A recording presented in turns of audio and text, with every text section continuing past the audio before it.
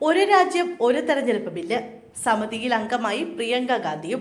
ഒരു രാജ്യം ഒരു തെരഞ്ഞെടുപ്പ് ബില്ല് പരിശോധിക്കാനുള്ള സംയുക്ത പാർലമെന്ററി സമിതിയായി 31 അംഗങ്ങളിൽ 21 അംഗങ്ങളാണ് ലോക്സഭയിൽ നിന്ന് സമിതിയിലുള്ളത്. 10 പേർ രാജ്യസഭയിൽ നിന്നാണ്. BJP എംപിയായ PP ചൗധരിയാണ് സമിതിയുടെ ചെയർമാൻ. വയനാട് MP പ്രിയങ്ക ഗാന്ധിയും സമിതിയിൽ അംഗമാണ്. ലോക്സഭ നിയമസഭാ തെരഞ്ഞെടുപ്പുകൾ ഒന്നിച്ചു നടത്താനുള്ള ഭരണഘടനാ ഭേദഗതി ബില്ലും ജമ്മുകാശ്മീർ, ദില്ലി തുടങ്ങിയ കേന്ദ്രഭരണ പ്രദേശങ്ങൾക്ക് ബാധകമാക്കാൻ രണ്ടാമത്തെ ബില്ലുമാണ് കഴിഞ്ഞ ദിവസം ലോക്സഭയിൽ അവതരിപ്പിച്ചത്. ബില്ല് അവതരിപ്പിക്കുന്നതിനെതിരെ പ്രതിപക്ഷം വോട്ടെടുപ്പ് ആവശ്യപ്പെട്ടിരുന്നു. ഇലക്ട്രോണിക് വോട്ടിംഗിൽ 369 വോട്ടുകൾ മാത്രമാണ് സാധുവായത്. അതിൽ 220 പേർ ബില്ലിനെ പിന്തുണച്ചു, 149 പേർ എതിർത്തു. തുടർന്ന് സ്ലിപ്പ് വിതരണം ചെയ്ത് വീണ്ടും വോട്ടിംഗ് നടത്തി.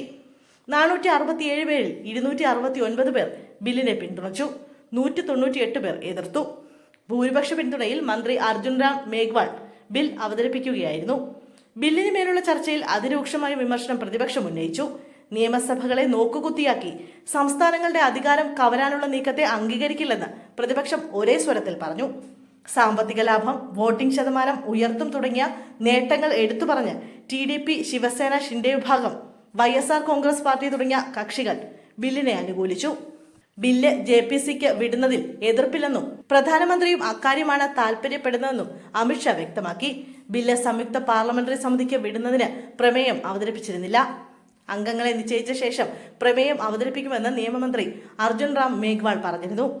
ഭരണഘടനാ ഭേദഗതി ബിൽ പാസ്സാക്കാൻ 307 പേരുടെ പിന്തുണ വേണമെന്നിരിക്കെ ഇപ്പോഴത്തെ സംഖ്യയിൽ ബില്ല് പാസ്സാകില്ലെന്ന് കഴിഞ്ഞ ദിവസം നടന്ന വോട്ടെടുപ്പിലൂടെ വ്യക്തമായി.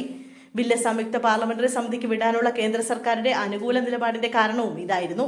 ചുരുക്കത്തിൽ മോദിയുടെ ഈ ഭരണകാലത്ത് ബില്ല് പാസ്സാകുമെന്ന് കരുതാനാകില്ല.